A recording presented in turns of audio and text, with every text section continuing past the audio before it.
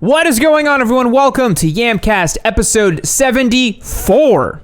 That's a lot of Yamcasts. I feel like we say that almost every week now, but it's just that is so much of us just talking. I think once we're into triple digits, it's going to feel kind of crazy, which is going to happen this year, very easily this year. Anyways, today's Yamcast, we are covering the UK government is possibly backing EVs, which is very cool. We've got the scoop on Triumph's electric superbike that makes, it's like 600 horsepower or something like that, which is pretty wild. We've also got KTM, a little bit of news from them. Very important and big news. We don't want to spoil it. Big news from KTM. Super big updates, right? Yes, absolutely. Very big, important updates. We've got the DM portion of the podcast where we're going to be going over mileage. How much mileage do you put on your motorcycle? Do you think mileage matters? What kind of mileage do you do? Would love to hear from you guys. As always, if you don't know, you can join over on yamanoob.co, become a Discord member, and participate here in the Yamcast. It's a ton of fun, so hit the link down below if you're watching this on YouTube, and join up over at yamanoob.co. You won't regret it. And then finally, we've got a bit of a meme contest this week where you are on the chopping block, and we've got some excellent memes from this week that I've seen a few already on the Yamcast channel that I'm very excited to look over. Have you seen any of them yet? No, I have not. Oh, you're going to love this. It's going to be great. Stick around. It's going to be a good one. Alrighty, Spite, lead us off. What is our first bit of news? So, our first piece of news, I believe we should begin at the beginning with new plans from the UK government. They're looking into ways to decarbonize. Okay. And they have this plan to really back the EV marketplace, to really get people out on small two-wheelers that are all electric. So this article here is saying that they launched this action plan that's designed to get people onto motorcycles and electric scooters to reduce congestion, reduce emissions, all that good stuff.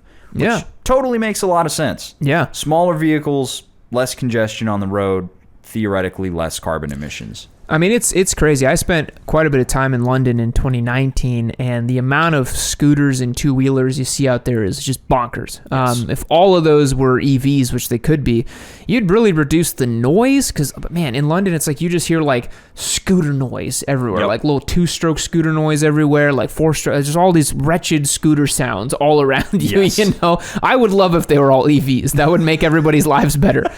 And it makes sense because people who own those scooters already treat them like appliances. They don't. They're not enthusiasts. They're not two-wheel. They're literally just like, this conveys me from point A to point B very cheaply and effectively. That's it. You know. And right now, I think that's the problem is the EV scooters are really pretty expensive versus like a little two-stroke scoot you can buy. Yep. You can get those scooters dirt cheap.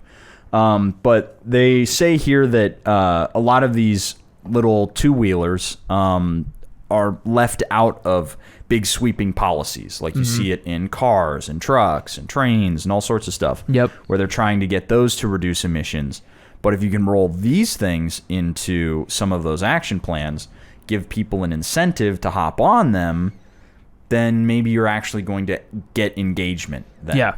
And I think we're probably going to end up seeing something. We'll probably hear about this happening in Canada in a little bit. And then we'll see that happening probably on a state level with places like California, maybe Washington, Oregon, doing stuff like that. It'll probably start all on the West Coast, where on a state level they're doing, get an EV, get your rebates, all that sort of stuff. And the scooter is a great place to really try the EV stuff because we talked about how e-bikes are kind of like, a big stepping stone for electric vehicles. But the scooter, again, I really think because it's already a bit of an appliance and so small and chargeable, and the use case for them is usually around a little city streets and stuff, makes a lot of sense.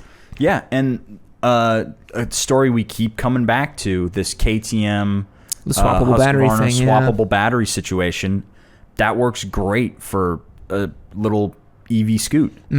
So, you have your little battery, maybe charge it up at home, but you're out goofing around all day and you're like, I'm out of battery power. Let me just go to the bank and swap a new one in. Yeah, it would definitely be cool. Do they have any specific like price points on rebates, or how this would work exactly, other than being like we're going to try to include them in here? No, so this is an action plan. So it's not actually it's not policy. So nobody freak out. This isn't the law or anything like that. And this is UK specifically that we're talking about. And they're basically looking at, this is a statement being like, we're going to start thinking about doing this. And when a government body says that it's really, that means it's coming up next week. It means a lot. Yeah. But yeah, this is the first step that we've seen to really march towards generalizing EVs, I think. Making them probably making them standard versus gas burners. Yeah. Again, for a lot of these European cities that are so much more higher density, so much more walkable, it would be so nice in those cities if you didn't have horrible scooter sounds everywhere and just horrible gas engine sounds all over the place. It's one of the few places that I feel like, I want to see less gas vehicles. Because like here in America, the streets are so wide and you need a car to get around. It doesn't bother me as much. But in places in Europe where the pedestrian and people are so first and you have such a higher degree of walkability and public transit and those sorts of things, gas-powered vehicles really are really f***ing annoying. Like, I remember when I was in London and Paris and many other cities in Europe, they just kind of get in the way and they're so loud and just it's pretty detrimental to quality of life. Yeah. Yeah. And I think people over there will realize that when this starts happening. I'm sure they're going to get a lot of pushback at first. But unfortunately, as we've been saying for a while, this is coming. Yeah. And then we'll live over here in America in the Mad Max apocalypse that we have, where like, you have like straight piped Challengers with superchargers on them, like just rolling the streets. Yep. Just have the, your barrel of oil in the back that you can keep your car running on. But yeah, so I think there's not a whole lot of information in this article. It's just, this is happening. The government is actually taking steps in the UK to making this a thing, which that's the first time I think we've seen this on the Yamcast. And, a year and a half of talking about EVs are coming. Yep. Now here we see it on a national level. Well, that leads us perfectly to our next news article. Speaking of EVs are coming, right? Yep. So this is the Triumph Te1 Prototype that we've actually covered before when we saw prototype drawings of it. But now they've got a bike. And it literally looks like a street triple with a battery. Yeah. Or a speed triple with a battery. It's pretty wild looking. So let's blow up the bike there a little bit and take a look. First questions first. Is it a Daytona frame? Yes and no. It seems like the bottom half of it is a Daytona frame. And then it's obviously different to accommodate the battery there. Single-sided swing arm. It looks cool. Yeah, no, they did a good job of still incorporating that aggressive Triumph muscly naked bike look into it. And it's still got the speed triple headlights on there. Yep. It looks like a proper super sport. The only thing that's interesting, belt. Yeah. Or chain. But that was the first for them. Yeah. So this is an interesting thing where this is probably, I think, the first hypersport. I'm trying to remember. I think this is the first hypersport EV from a mainline company. Like we've had companies like, Damon,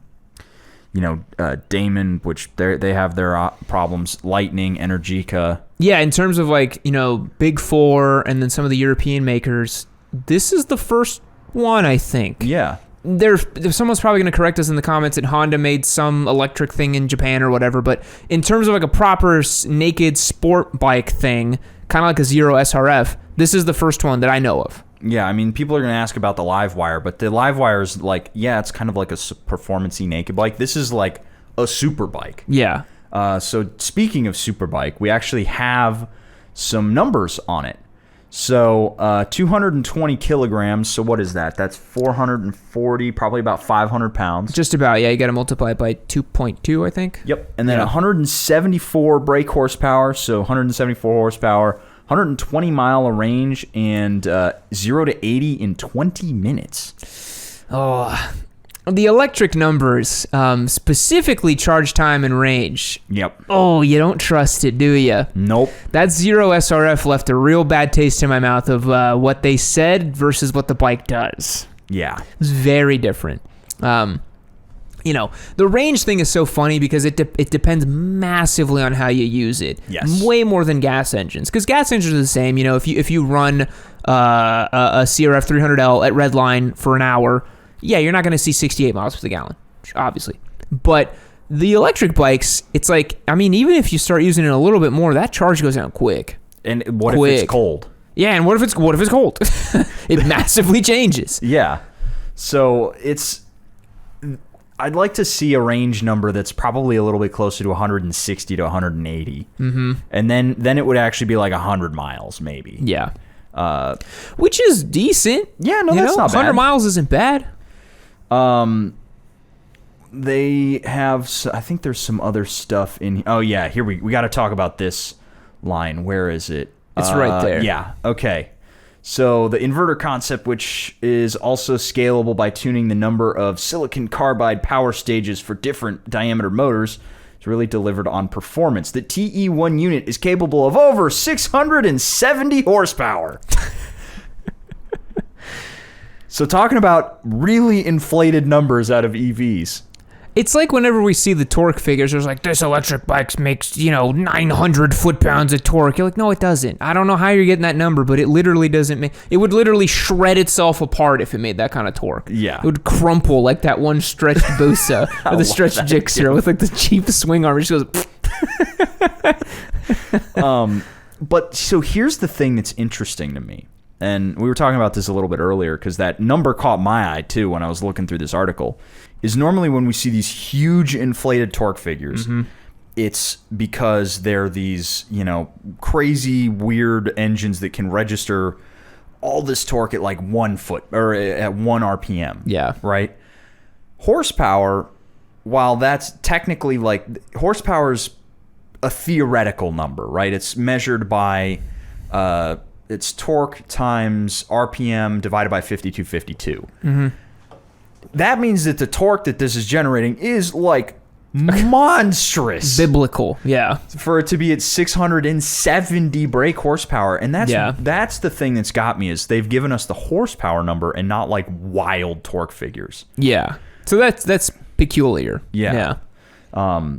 Which makes me think that maybe somebody out there is going to try to tune this engine a little bit or this motor and try to squeeze out some of that maybe 670 ponies. I mean, that would be nuts. That would be pretty nuts. And yeah, I feel like because it's Triumph and they're such a more established manufacturer over someone like Zero, I do wonder what their first at bat on an electric bike is going to be like, because they're making this, they're doing it. You know what I mean? Like they're not messing around.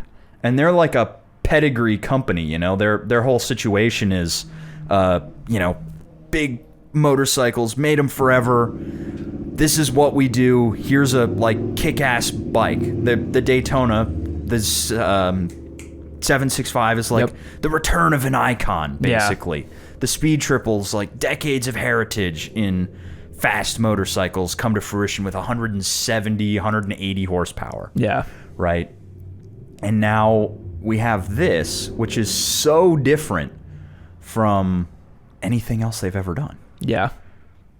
They could nail it. They could, yeah. I think it would be awesome for them to nail it because I don't really like Zero that much as a brand. Me neither. I'm a super big fan, I'll be totally honest. The SRF was a bit of a letdown, and then their weird, pay-to-play is bizarre, too. That irks me the wrong way. Yeah, so I'm hoping Triumph just comes in and just let us show you how it's done, And I think this is a cool start because, again, we've talked about this on the Yamcast before, but Ducati is, I'd say, 2 years max away from having something similar. Oh, yeah. I could see them doing a Street Fighter E or something like that, We had a fun, what was our tagline for the electric Ducati? It was like Electrodesmo or something. Yeah. I don't remember. Something. We had a pretty good tagline for it. I can't remember. The only thing about Ducati and electric motorcycles is they were like, this is never gonna happen. That was kind of funny. Never gonna happen. We covered that story. Yeah. I remember. We're gonna look at synth gas. I believe it was a quote from Claudio Domenicali, the CEO, where he was like, "We are never doing e-bikes," and I was like, "All right, Ducati's out there. They're like never," and now they're like, well, we're probably gonna make one. I'm like, come on, man. 100% they're gonna make one. They bought Moto E. Yeah, they're literally supplying all the Moto E bikes. It's curious though. I'm wondering if that conversation was floated to Triumph as the engine supplier for Moto 2. If they were like, y'all want to get in on Moto E, and they'd be like, we can't really, we're not gonna pay for that, because that's got to be expensive. Yeah, that'd be super expensive to supply the bikes for that category. I want to see what those Ducati race bikes look like though in Moto E. I don't know if they're out yet. No, they're not out yet, but I'd have to see the calendar for when the Moto E races come through, because the testing is already being covered like crazy for GP, but not for Moto E or anything like that. Let's be honest, nobody watches Moto E. Nobody really watches it. Yeah. Only Magic Toaster does. Only Magic Toaster, yeah. Any other news on this Triumph Te1? No, we're just going to have to wait and see. It's actually a thing now. It's not just a drawing. So keep our eyes on this one, because, this is the first real electric superbike. Yeah, the article says here, with that complete, they'll confirm at the end that all the stats are right, then consider the next phase an actual production bike for release. Wow. They're like almost at the finish line. That would be really cool. Yeah. So now let's talk the big news. Oh, this is the biggest news of the day. This is the big news. KTM news, right? KTM news. Oh, my God. Bold new graphics for the 890 Duke. Bold new graphics. Wow. Unbelievable. Like, I think in their press release it actually said bold new graphics. It did say that, yeah. Now, all credit to KTM. The 890 Duke R is a great motorcycle and is like relatively new, so it's not as bad as Suzuki being like stamping a new graphics kit on the DRZ and being like, check it out, like it's bold new graphics. It's red and black now. But I gotta say, man, I am not loving this new like blue and orange KTM thing. No, the RC390 looks kind of bad. I'm not really gelling with this. Less blue, please. Don't give me blue on these bikes, man. Yeah, no, this is not blue is not a KTM color. No. Like, have you seen the new Super Adventure? Yeah, it looks weird. The 2022 Super Adventure is an ugly motorcycle. No, it doesn't look right. And yeah, the RC, it looks horrific. This doesn't look great. No, at least they need to just be like white and orange and black. That's it. I think for a Duke, it should be all black plastics, all black everything, orange except frame for the frame and the wheels. Yeah. And then it's a perfect motorcycle. If it's not that, well, let's not get crazy. It's not a perfect motorcycle. Perfect motorcycle. 1290, absolutely. It's a perfect motorcycle. Everything you'd ever want. What could you possibly want more than that? The 210 soundtrack. The 210 soundtrack. That's what I want. No, that's the funny thing about KTM. I feel like they do it just to give themselves an advantage over the other manufacturers. They're like, listen, our bikes are amazing, but to make it fair, we got to make them ugly. So, because goddamn, like that's an ugly bike. Let's see some other angles of it. Yeah. All right. So here's the front end. I mean, no. Yikes. That's not working for me, dude. The thing about it feels so Hot Wheels. It really does. Yeah. It really does. Here's it going around a racetrack. Got to get elbow down for the gram. Mm-hmm. So the thing about these Dukes is in person, they look even less impressive than they do in photos. Yeah. I'm not saying they look bad. They just don't look because they're so lean. Mm-hmm. It's literally just an engine, a frame, and wheels, and that's it. Yeah, it's super lean. Do you remember the Duke 390 we had in 2020? It was so just like, there was nothing there. But this is 120 horsepower and 366 pounds. Yeah. I mean, that's nothing. Yeah. And they look like there's nothing in them when you go look at them at a dealership. And now they've made the little there is look butt ugly. Like, guys, come on. Yeah. I'm not loving the look of it. It's because the front end has that weird, like, wasp alien thing going on, and the adventure models are just... Like, why would you buy that? Let's pull up real quick. I know it's a good bike, but sweet Jesus, it's so ugly. Like a Touareg 660 looks cool, you know? Their adventure bikes look hideous. All right, let's see what the Super Adventure R looks like. Oh, God. that is an ugly motorcycle. The headlight is just... Look at the front end. God. The new RC390 has that same thing with the front end just being bulbous and weird and in all the wrong spots. It looks buck-toothed. Yeah. This needs to go back in the oven because this is not ready for the big show. Yeah, no. That is too much blue on a KTM. Yeah, it's too much blue. Loop TJ on chat says it still looks better than the MT10, but I don't know, man. No, I don't know. It's rough. I don't know. It's a close call. Because let's pull the. Let's be real. If you're getting an MT10, you're getting the MT10 SP, and the MT10 SP has an awesome colorway. Yeah. That is the regular MT10. This is the SP that's got the Yamaha blue and the gold forks. Mm-hmm. With the this is more attractive than the Super Duke or the Super Adventure or whatever. It is. It's ugly, but it's more attractive. The thing that I don't understand about this is what the is with the eyebrows and the eyes and the eyebrows. They shouldn't have done that. Well, they did it so that it matches the MT-09 and the MT-03 and the MT-07. And I'm like, oh, but it's so bad. It's so ugly. I was so disappointed when I heard that they made a new MT-10 and this is what it looked like. I was like, why? Why? Whoever makes headlight conversion kits for these is going to make a fortune. Yes. Because that's all that's really wrong with it, you know? The rest is fine. XSR1. That's the one. That's the thing. Yeah. So, quick report there on KTM's bold new graphics, pulling a Suzuki move there. Kind of funny. But that's going to round out our news for the week. And now we're going to move on to the DM portion of the podcast. Alrighty, folks, welcome to the DM portion of the podcast. This is where we read and react to your DMs that you send to Spite here on Discord. This week, we are talking mileage on your motorcycle. What kind of mileage do you do on your bike? What kind of mileage have you done? What's the split between on-road and off-road? I know that a lot of you off-road boys like to measure things in hours as well, so feel free to give us hours if you have it as well too, because this is a topic that I think it gets thrown around a lot, and I see it a lot in the comments where I'll see some dude being like, "I've been riding for 25 years and you don't know." I'm like, well, how many miles did you put down, brother? Mm-hmm. You put down 10,000 on your road glide going in a straight line on the highway? Cool. Okay. Anyone can do that. You know, it doesn't really speak to any skill or expertise of riding a motorcycle. Mm-hmm. A lot of commuters do that too, where they're just like, well, I ride day in and day out. It's like, okay, well, you know how to evade traffic and you know how to get yourself safely to work and home, which is a great skill, good to have. Yep. But do you know how to slide the bike around? Do you know how to jump it? Do you know how to track it? You know, all these things. So for me personally, if I can start off today, my mileage has changed a lot in the last few years. I ride way less on the street nowadays. I think my first year of riding, I did like 25,000 miles all street.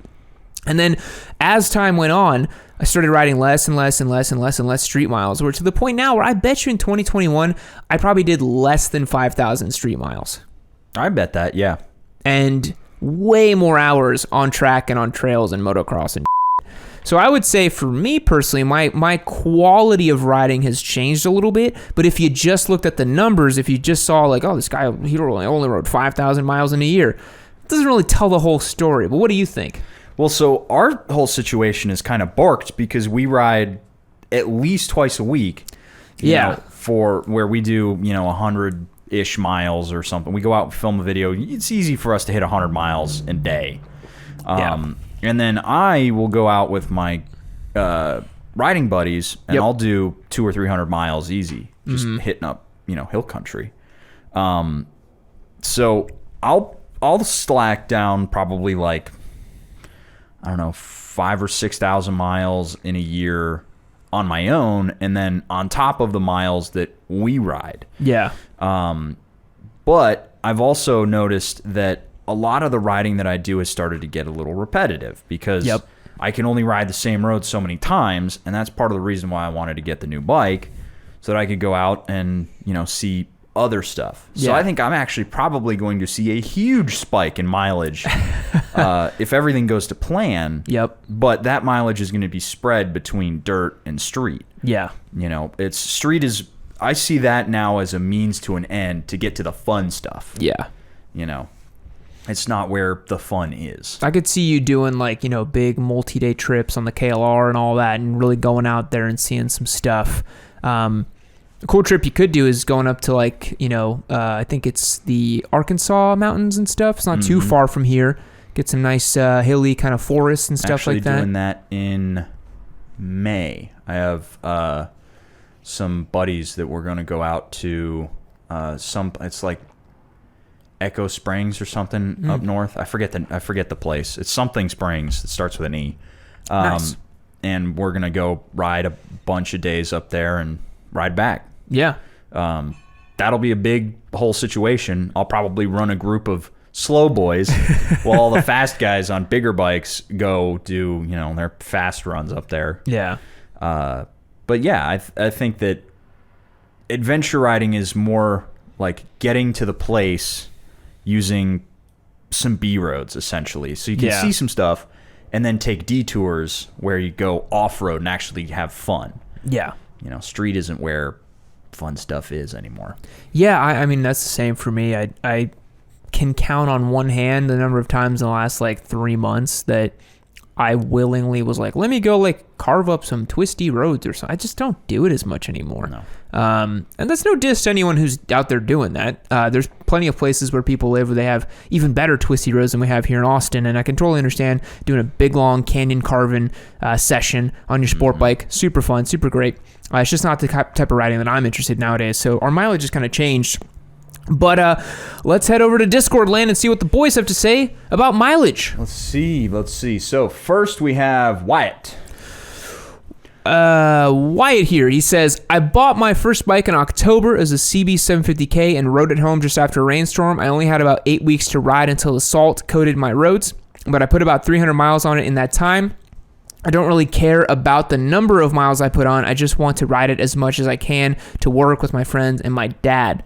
That's a great perspective too. I think a lot of people get caught up in mileage, and really it's just like we all do. You just try to ride as much as you can. Yeah, you know you're what just I mean? out there trying to have fun. Trying to have fun and trying to rack up all the days you can in the saddle, you know? Because for some places, like apparently where Wyatt lives, it gets too damn cold and you got to put the bike away, which really is a bummer. Yeah, and that kind of makes us sound a little bit like babies when we're, this is too cold in the morning to ride in. It is too cold. It's like 38 degrees. I don't want to ride in that. Oh, man. I did it today, but I was like, I have to ride the KLR. Yeah, that's fair. I'm going to die. That's fair. Yeah, it definitely would suck to be away from the bike for a long time. Oh, man. Yeah, if I'm not on a motorcycle for like a week, for like 7 days, I start feeling weird. Mm-hmm. I'm like, something's missing. Something is wrong. Mm-hmm. Next up, we've got Phantom 10792. Phantom 10792 says, I've had my bike for 2 years and I put about 5,500 miles on it in just this past year. That's a pretty good amount of mileage. I feel like 5,500 is probably the average of most like enthusiast riders. I'd say so. Yeah. Because I remember my first year with my Daytona, man, it was like to work, to groceries, to like hang out with friends, to weekend rides. Like I was on the thing probably 4 days a week, 5 days a week, like literally every day I possibly could, you know? And you did like big trips on that Daytona. Yeah, I rode it from Dallas to Austin and back, taking the B roads, which took 5 hours. I was 5 hours on that bike. Yeah. Pass. Yeah, even me, I didn't know any better back then, but I got off the bike, I was like, wow, I'm beat up. I was like, that wasn't very fun. It's a big surprise. Yeah. Next up, we've got the Rarest Mally. The Rarest Mally says, longest I ever rode was 1,000 miles on a trip, and I want to do that again. I'm currently trying to get another bike, so right now I don't ride. Yeah, 1,000 miles for a trip is pretty good. I don't know how you split that trip up, but even if you just did it in 2 days, that's 2 long days, 500 miles. I'm thinking about seeing if I can do, because Shade Tree's got his Forgotten Angels thing coming up next month. Mm-hmm. See if I can get the KLR ready to go Yeah, that'd be time, great. and then ride it out there. That would be a lot of fun. Yeah. But that would have to be 2 days of just split riding. Yeah. And I think that's the way to do it, honestly. I think breaking it up over a couple of days. Oh, yeah. So you can actually enjoy your time on the bike. Because, yes. by hour 10, you're not having fun. No, you're just trying to survive and just do it. Yeah. Make it enjoyable.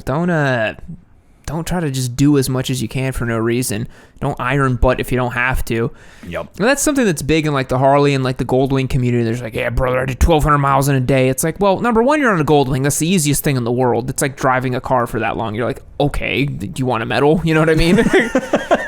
Then number two, it's like, you don't have to do that. Like, book a hotel, ride for 6 hours. That's a good amount of time. Get yourself some dinner, relax. Like, you don't have to make it a whole thing. Yeah, have some fun with it. Yeah. Next up, we've got Infernal Saxon. Infernal Saxon is average close to 3,000 miles a year. Most of it is just going to work. Others are running around town. Last week I missed, but an electric bike that sounds like a TIE fighter. Last week I missed, but an electric bike that sounds like a TIE fighter. I don't know what that last part means, but... Well, his bike... So he's saying his bike sounds like a TIE fighter from Star Wars. Oh, okay. I don't know what last week I missed. Well, whatever. We'll just work with the first thing that we understand. Yeah, so I guess, for a lot of folks, their bike is just their commute vehicle. Mm-hmm. Was for me when I started. Yeah, which is just... I don't know, for me, motorcycles are such fun things. I'm like, why would you only want to commute with it? But for some people, they're just like, I just got to get to and from, It makes financial sense. I wanted something comfortable that didn't cost me $300 a month to park. That's fair. So. Yeah. And now here I am because I was trying to save money. Now you've spent so much more money. So much more money. Dylan Simage. Dylan Samaj. I think it's Dylan James, and then James is backwards. Says, I do maybe 6,000 miles a year after 10 years of riding. Mostly short hour rides in the mountains, twisties, and occasional long rides. I don't think the mileage matters as much as the variety of miles. That's a big thing, too. Like we were saying in the beginning, if you're always doing the exact same type of riding over and over again, I'd question how much you're developing as a motorcyclist. Yep. If you're always doing the same roads and you're always doing them the same time of year. And number one, I don't know how you don't get so bored doing that. I get so bored. Yep. I feel like every year my riding needs to change or evolve in some way. Otherwise, I'm like, what am I doing? I got to get better. I got to do something. I got to do something with this thing. So yeah, switching it up is a great way to do it. If you live in an area where you can get out and see some different stuff, go try some different roads, go try that variety of mileage, right? Yeah, I mean, that's part of the reason, again, coming back to why I got the new bike, is because I wanted a different option. I've still got the super sporty KTM, so if I want to do twisty road, track day, whatever, I got that bike. Mm-hmm. When it gets fixed. We should make a big occasion when it comes back. It's going to be a long time. Throw a party. Oh, my God. But now I have something where I can do big days. I can go off-road. I can play around with it. And that was what the DRZ tried to be, but it just wasn't fun. Yeah. So that's where, you start seeing people have, this is my... End up like you, where it's like, this is my crazy, motocross bike. This is my track bike. This is my Turbo Busa. It's the category. This is my Turbo Busa. We all need one. Mm-hmm. But yeah, then you can really enjoy the variety of motorcycling, because there's so much to do on two wheels. There is. Yeah. Yeah, and owning a bike that can do a lot of stuff like the KLR is a great way to do it. Yeah. Gixxer Squid here. Gixxer Squid, to the surprise of no one, 16K on a 2016 Gixxer 600 within 1.5 years. Mileage doesn't concern me as long as maintenance is up to keep. Buying a bike, mixed. I favor a bike with 15 to 25K and maintenance records, versus super low with no records. Triumph, if it's close to 15K, I pass. That transmission will start to have issues, especially street triple. Strange opinion there. My Daytona never had any transmission issues. I put well over 20,000 miles on the first Daytona. Yeah. We've had some buddies, or one buddy specifically, who had, two. One had a Rocket that had a bad transmission, and one had a street triple that had a bad transmission. Mm-hmm. So, yeah, those were early models, though. Yeah, the new stuff's pretty good. But that is a ton of mileage, again, to put down on a super sport in 1.5 years. Yep. I know the feeling. I know what it's like. As this, when you're a 600 boy, it just there's nothing else, you know. You can't ride anything. You can't ride anything else, you know. You're a 600 boy through and through, and it is what it is, you know. I've been there, man. You end up with the smoked windscreen and the anodized parts and all that stuff. Ride Red, Bleed Blue. Ride Red, Bleed Blue says 15K total, but did way more in my early riding years. Started in 2015, probably only 2K a year lately. Would attribute to getting older and having a CBR 1000 RR versus previous had an FZ6 while being young and dumb. Hoping to get something new and better for miles next year. Yeah, I mean, it really, like we were talking about this, of like, if you only owned a Fireblade, like you'd probably do so few miles, you know what I mean? Just because you're like, this is pretty miserable. And really extreme, too. Mm-hmm. That's the thing. Like, I was bopping around on the CRF today on my first ride and coming back with it. And I was like, man, I could just ride this all. This is the easiest thing in the world. Just kind of poodling around on this little, like, scoot, you know, just kind of scooting around. It's fun. It's playful. Whereas, like, the Fireblade was so intense, you'd want to get off and be like, holy I need a cigarette, you know? Like, that was insane. Yeah, you got to get off and like, yeah, like, Jesus Christ.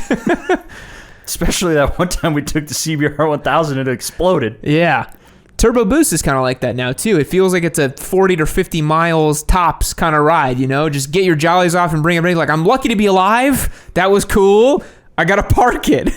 It's like you could just feel the jaws of fate reaching out to grab you while you're on that bike. And you're like, nope, not today. You will see when you crack it wide open. You'll understand. I cannot wait to get your reaction to what it feels like to crack that thing open. I feel like we probably shouldn't do it on that road that we tried cracking the CBR 1000 out on. Should or should not? Should not. No, we should. There's several roads we should not. There's a highway over here that I want you to do. That's the one I always go to. You just do it on there. The American Autobahn. The American Autobahn. Yeah, you too will then ride the 210 and be like, well, I guess it's fine. Oh my God. So yeah, story time. We took the 210 out for the video that's coming later, and we're just leaving the office, and I see you do a pull on it, and then through the car to a minute later, I hear it's like, I'm gonna sound like a degenerate, but it's not that fast. I was like, what's wrong with you? No, I cracked it wide open to get on the on-ramp, and I was like, it's fine. It's fine. It warps your dude. It warps everything. It sucks. Now everything is broken. Yeah. Speaking of which, Full Metal Corgi is also a Turbo Busa guy. Is he a turbo? Does he have the Turbo Busa? He has a Turbo Busa. We'll see here. He's explained his. With the NC 700, about 15K in 3 years, 3K in a year on the FJ09, and about 18K on the Busa in 5 years. Only 2K of those being turboed. Honestly, 2,000 miles enjoyed turbo is a lot. I've probably only done like 500 on mine. Tops. It's been almost a year that I've had it turboed, which sucks. 99% commuting / messing around, and a fair amount of 1 mile and quarter mile on the Busa, 2 track days ever. I had to take the NC off-road in Florida at 2 a.m., not by choice. A venture through the sugar sand was great. Excuse me. There's lots of 2-up commuting and trips in all those miles. Probably 3/4 of them were with the missus. And yeah, Mrs. Corgi rides the turbo on the back. That is awesome. I love that. Yeah, a lot of people put down big miles with their significant other too. You know, I feel like we started on the NC 700, then we go to FJ09, then immediate course correction with Busa, and then Turbo Busa. Yes. It's like making up for just the massive nerd energy that is the NC 700. Yeah. That's a great way to balance the scales, you know? If you have to ride an NC 700, you're like, let me get some Turbo Busa time. Eventually, we're going to have one of those in the shop for a video and just... Oh, I can't wait. That'll be so good. Well, we've got a super nerd bike coming up. Oh, yeah, we do. The Rebel 250. Yeah, I forgot about that. Yep. That's in 2 weeks, I think. That's going to be a day. It's going to be so great. I hope the boost is ready for that video. I'd love to do that. We've got to do what's the best beginner, but we got to do a roll race. Yeah. All right. X2 is next. X2 says, my mileage thus far is 10,000 miles on my Vitpillen 701, mostly canyon riding on the weekends, including LA to SF, Iron Butt, though. God, that's a long way. That's like a 10-hour ride, I think. Taking it to the track once and hoping to do some more.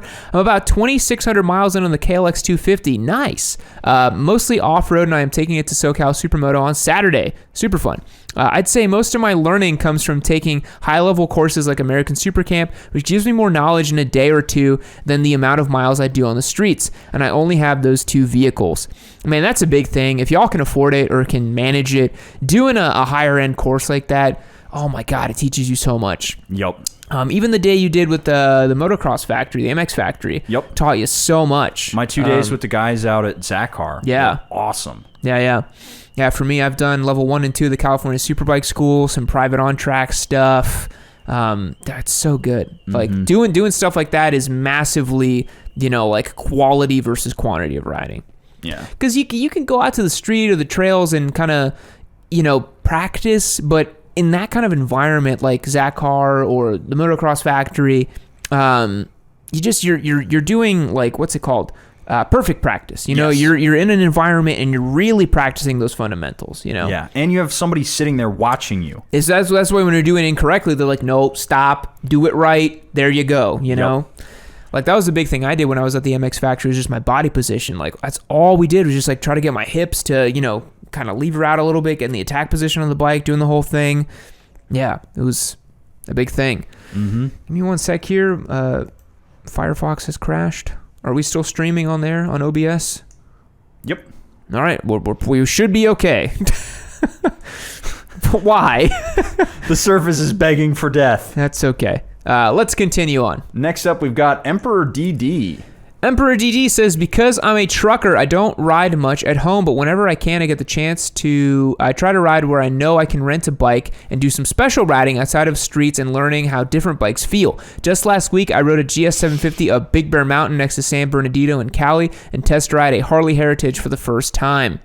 That's very cool. I think that's a great way to up your riding abilities, as well as to ride different bikes and in different conditions. I think that's probably one of the things that accelerated my understanding of what I wanted, because I came in having ridden, when I started, I had the VFR at that point, I think. Yep, you did. Yep.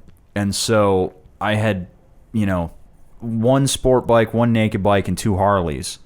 And that's all I knew. Yeah. And now I have ridden so much other stuff in so many different conditions that I like, this is the type of riding that I want to do. Yeah. So it's all that experience. Like imagine telling yourself when you first started here, when you had the VFR, it's like, one day you'll own a KLR 650. I'd be like, God, I hope not. You're like, what the hell happened to me? Next up, we got Breezy Wonder. Breezy Wonder here says, I rode about 2,500 miles this past season with the new-to-me 675R. I live in NYC, but it was just long days on the weekends going up to the Catskills and riding twisty roads. This past summer sucked since it rained almost every weekend, and that's when I usually go out riding unless it's a nice day and I ride to work. And I did 2 track days on it. Nice. Yeah, highly recommend track days as well. Obviously goes in line with what we were saying about doing that kind of instructional days and closed conditions and that sort of thing. That time you spend on the bike is going to, I feel like 1 track day is worth like 10,000 miles at least. You know what I mean? Like you learn so much, you do so much. And yeah, like you just get to push the bike in a way that you can't do on just twisty roads, Mm-hmm. Yeah. Actually understand that you're not even close to touching the limits of what your bike can do. It's super, man. There was a video. I don't want to put this guy on blast, but there's a video I found on YouTube, and I had to share it on the Track Days channel. Some dude put up a video on his Super Duke R, and he said Super Duke on the limit, and I was like, all right, let's see if you're on the limit. I click on the video. And it's just some guy like kind of like he's coasting through corners on like twisty roads, and like he bangs off the limiter at some point because like he doesn't know how to shift, and like he's just like really really mellow gas and brakes, not like where you see like actual race footage where it's like bow and then and I was just like, man, and I'm looking through the comments and people are like, dude, this guy's riding is amazing. He's on the limit. I'm like, he's nowhere close to the limit. No. He's nowhere near it. But it's funny how if you only ride street, you think that's the limit, you know? Mm-hmm. It's like, man, you're not close. We've got Emperor DD back again. He says, I've learned I do not like adventure bikes. LOL, I'm pretty hard into sport bikes. Hey, that's fair. That's fair. Hurts your soul. Makes I know. me sad. Makes you sad. I'm also not a huge fan of adventure bikes. I can appreciate them, but they're not my preferred category either. Yeah. And then Infernal Saxon came back with To Clarify. Infernal Saxon, to clarify, it was the choice between hybrid and electric bikes DM segment of last week. I would want a bike that sounds like a TIE fighter from Star Wars. Got it. Okay. Got it. Coming in super late, 1 week later with that response. That's why we're so confused. We do appreciate it, Infernal Saxon. But that is going to wrap up the DM portion of the podcast. We're now going to move on to everyone's favorite portion, the meme contest. Let's do it. Alrighty, folks, welcome to the meme contest of the week. This week we've got a great one. Spite is on the chopping block. There's a photo of you looking so seductive on the Pan America. Is that right? Yep. Let's see the base image we had for this one. The base image we had for this one, if I can switch to our contest info and make sure we're in picture. We had it was a 2-panel. Yeah, I gave you the choice of that one, looking pretty, and then a little kiss out to the wind. I mean, I was about to say you're making some ladies really excited, but our audience is 98% males. Yep. So maybe making some males excited. But anyways, let's get into the memes. So our first one today comes from BD Ralph. Let me make this bigger. BD Ralph, just thank you, Sugar Daddy Yammy. And I feel like these memes are going to get so weird so fast, but it's you just blowing a little kiss at me. Yep. Because I guess I got you to be on the Pan Am out of that event. I guess if you take the kind of leaps of logic. Yeah. I guess since you work at Yammy Noob, you got to go ride the Pan Am in the desert. So you've thanked me, your Sugar accurate. Daddy. Okay, so for BD Ralph, quality and funniness. Quality here, I think, is a 5. Middle of the road, text on screen, you know? Yep. And funniness. I think a 6. Yeah. Yeah. All right, next up, we've got Jixer Squid, who already apologized to me for it. Oh, boy. So... Jixer Squid here with the billboard. It says, amazing how one little pill can prevent HIV. Find out if PrEP is right for you. Don'tRideRaw.com. Man.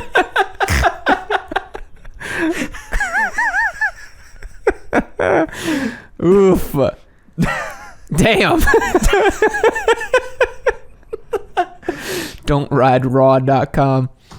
The Don'tRideRaw.com thing reminds me of the thing that Goat Roper made.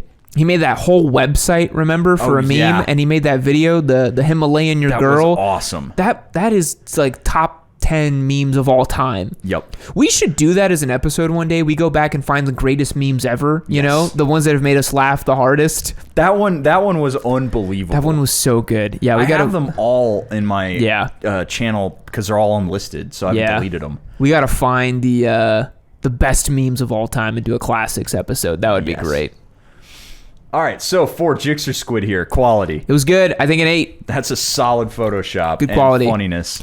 Solidly funny. I think an 8 as well. An 8. Good chuckle. That's a 16. Next up, we got Full Metal Corgi.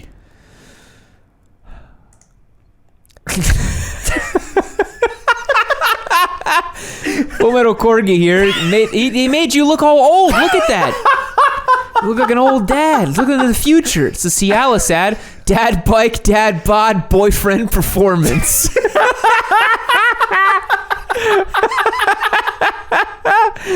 Nice. That kind of is the Pan Am, isn't it? It's a dad bike with boyfriend performance. Yup. There you go. Just the Photoshop though, like that. Yeah, that weird old face swap thing. That's pretty crazy. I'm like staring at my future. I know. It's weird. Maybe you'll have a big mop by then too. That'd be crazy.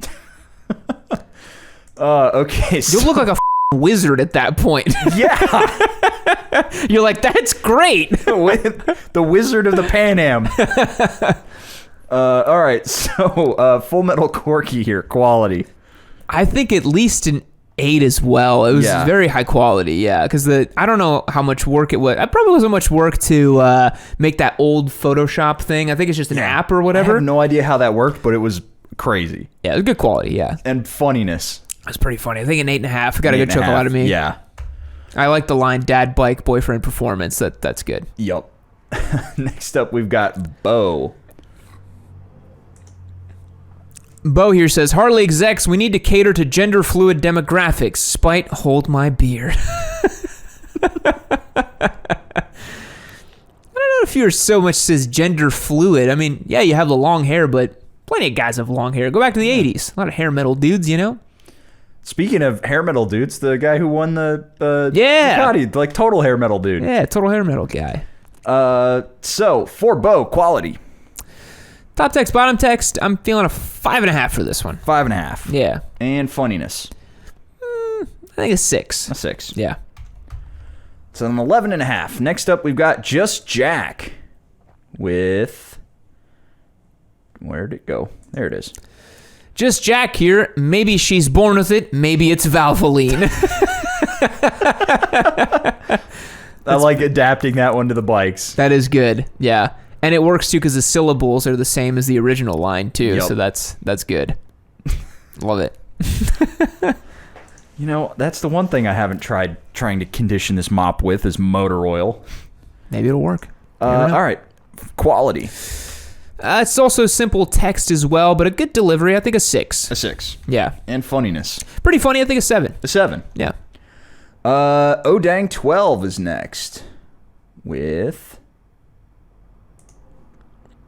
Odang 12 here says, when HD tries to be woke by having a sexy ginger on the bike. First of all, I'm not ginger. Yeah. Second of all... Why would being woke having a sexy... don't know if this one's working. No. Nope. Okay. The crickets. That's never a good sign. Yeah. Okay, quality. I think it's a 5. It's text on screen, kind of middle of the road. Funniness. Really didn't do anything for us, right? Nope. Think 0? Yeah. Oh, at least maybe a 1. Okay. Maybe. Just because it was a meme, I suppose. It was an entry. It was an entry. Okay, Stacy the Death Star is next. With...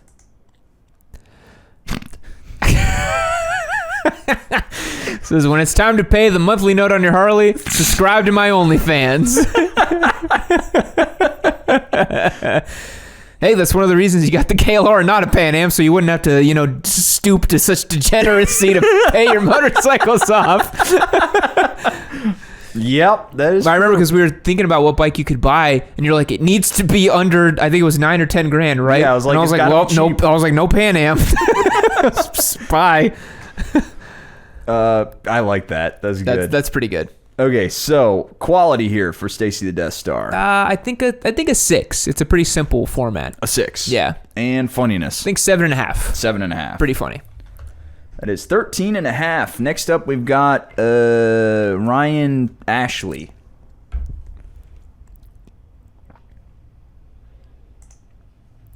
Whoa. Ryan Ashley, chop the plugs off your stock harness. God, you're pathetic. That's a deep cut because you are very gung ho about keeping those plugs on there. Yep. Every chance I get, I tell people not to do it. Yeah. I remember. I don't know if I give you enough crap about it, but you just cutting the H4 plug off the Hornet the first time around. I didn't know any better, man. Still to this day, my forte is riding bikes adequately, not wrenching on them. That's why my Turbo Busa is no touch Turbo Busa, because I'm terrible at wrenching. It's just like, I remember watching that video. I was like, no. Literally didn't know any better. I was like, I don't know what the I'm doing. It's like that image of the dog, and he's like wearing glasses, and he's at the computer, and he's like, I have no idea what I'm doing. That's me working on any bike. I'm just like, I have no idea what I'm doing. I like this one though. This is good. Okay, quality here. Quality. Man, it was a crazy Photoshop job, kind of a synthwave thing. I'll give it a 7.5. A 7.5. It's a cool Photoshop job. And funniness. It's pretty funny. I think at least a 7, right? Yeah. Yeah. I think a 7 is good. That's a 14.5. Nice. So, looks like Full Metal Corgi wins with that Cialis ad. Yup. It's pretty funny. So that is our first place. Second would be Jixer Squid, but I think he might still be on cooldown. I don't remember. I'll have to check the sheet, which means that potential second place or third place is Ryan Ashley. And then Stacy the Death Star. Stacy the Death Star. And there we have it. Nice. That is a successful and fun meme contest. Thank you so much for tuning in, everyone. Remember, if you made it all the way to the Yamcast end, you will definitely enjoy being on the Discord. So hit the link down below. Go to yamini.co. Join the Discord. It's a ton of fun. And we'll catch you in the next one. See you later. Keep watching Yamino.